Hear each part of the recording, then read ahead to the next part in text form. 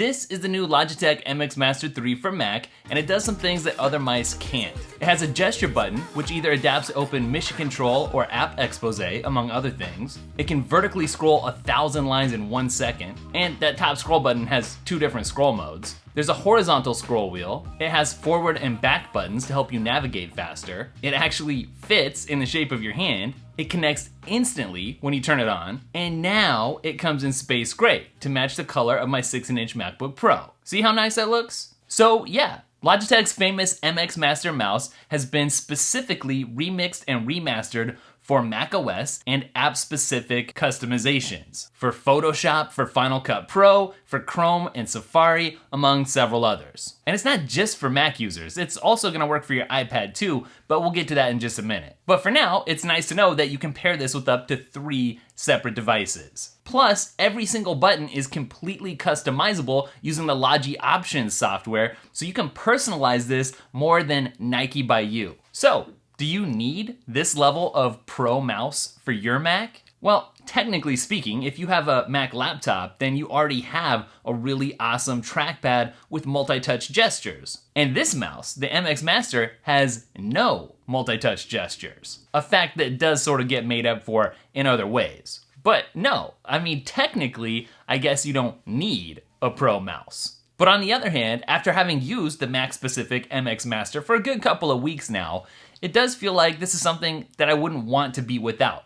I've really come to rely on it. So if I don't want to be without it, if I miss that one-tap mission control access from any screen, or the ability to horizontally scroll to adjust brush sizes in Photoshop, if I'd miss the forward and back buttons while navigating your stack in Chrome or Safari, and if I'd miss the horizontal timeline scrolling in Final Cut Pro, which I would really miss. If these pro actions and abilities have become permanently baked into my workflow, like they have, then is there really a difference between need and want here? That's something to think about. Put a pin in it. We're not done yet. Sure, it's quicker to throw your Mac into a bag and just hit the road, but I've been making sure that this new MX Master comes with me everywhere I go, whether that's upstairs or downstairs at the house, or whether that's going out to the coffee shop. Fully masked, of course. Honestly, I can put up with a little extra bulk if it enables an avalanche of added productivity. And speaking of extra productivity, now's the time when we should definitely mention that this works really well with iPads. On the iPad, you can still switch between scrolling modes, you can still right-click, and left-click, obviously, and you can even still use the gesture button. So one click's gonna revert to the last app you used, which is super useful. But if you click and hold, then you're gonna get the app switcher, which means your multitasking just got a little more awesome. And to be honest, this is a much better and more powerful iPad mouse than the Pebble i345, which I still love. And I'll link up both down in the description so you can do your own research. But with the Pebble i345, you gotta dig into the accessibility features to fully unlock the mouse's full button potential. With the MX Master, on the other hand, everything's just good to go right from the get. Now, is the MX Master a little bit of overkill for iPad users? Maybe, maybe not, but that's not really the point, because I, like all humans, prefer to limit clutter whenever possible. And so why use more than one mouse in your life? Why own more than one mouse if you don't have to? See, the MX Master lets me use one and the same mouse for my Mac, for my iPad, and if I wasn't already living the life of my dreams as a YouTuber where I'm my own boss, then theoretically I could also pair this with a third computer or device which was issued by my employer, thus covering every base ever. So since I'm moving right now, as subscribers know, my beloved 49-inch ultra-wide monitor is off languishing somewhere in a pod right now. So in the meantime, I've been using Sidecar every day, and I gotta say, this mouse has worked great with Sidecar. I especially like the ability to be able to switch between virtual desktops and full screen apps on either screen, either the Mac or the iPad, in Sidecar with the gesture button by just holding it down and then moving to the right or the left. Now, this is a wireless mouse. That means, like all wireless mice, it runs on batteries. That also means I'm gonna have to recharge it periodically. But charging it once every 70 days, which is how long it's gonna last, that's really not too much of a burden. I mean, 5 times a year. I can put up with that. Especially when the charging port doesn't live on the bottom of the device. Magic mouse. Which means I can actually charge and work at the same time.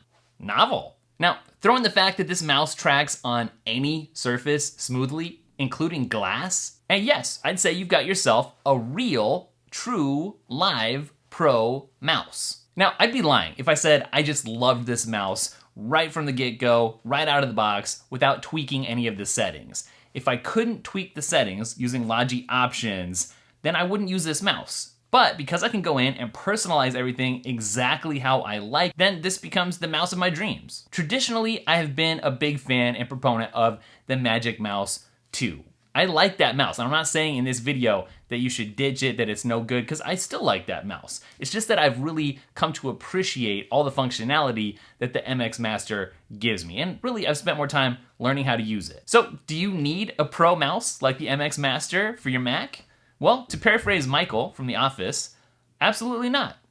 I like to have a pro mouse. I enjoy having a pro mouse. I have to have a pro mouse. All right, quick change of scenery real quick to answer one question, which came from Mark. Shout out to Mark, aka Team Pixel Relationship Manager. But Mark was like, how do I customize the button options for this MX Master? And that's a good question. I definitely don't just leave everything default. I do leave the gesture button set to mission control because that's something that I would actually find useful. I did change the forward and back buttons to be a little more useful to me though. What I did was I set the forward one to show the desktop because oftentimes I need to access some files there, and that's just a little bit quicker, you know, as an alternative to using hot corners. And then the back button, I went ahead and remapped that to go into screenshot mode. So I can just click and drag to get a screenshot because that's something that I use in my workflow all the time. So just between those three things, you can just see how this is really adaptable to your own personal workflow. And so that's what I'm saying. When I have a pro mouse, part of what makes it pro is what it can do and then what I can do with it. And a big part of what I can do with it is save myself some time. There's a few other things I changed. Number one, I changed the scroll speed on the thumb wheel to be as fast as possible. That was one thing that drove me nuts, and it was one thing that would keep me from using this mouse. That's what I was saying. If I couldn't change some of the options, this was the thing. The scroll speed for that thumb wheel, the horizontal scroll speed, was too slow. By setting it to scroll as fast as possible, I could actually use it to scroll around in my Final Cut timeline. So that was a must-do thing for me. I think that's pretty much it. Pretty much leave everything else default. So thanks for asking, Mark. Now time to get back inside and finish this edit. All right, that's it for this video. Thanks for watching. Don't forget you can follow @DailyTech, spelled Daily T-E-K-K, on Instagram and Twitter. Check out The After Party. It's our free podcast, comes out on Fridays. There's a new clips channel where you can subscribe for clips, video clips from the podcast. And other than that, don't forget to check out applehype.com. It'll make your life so much better if you're an Apple user. Catch you guys in the next video. Later.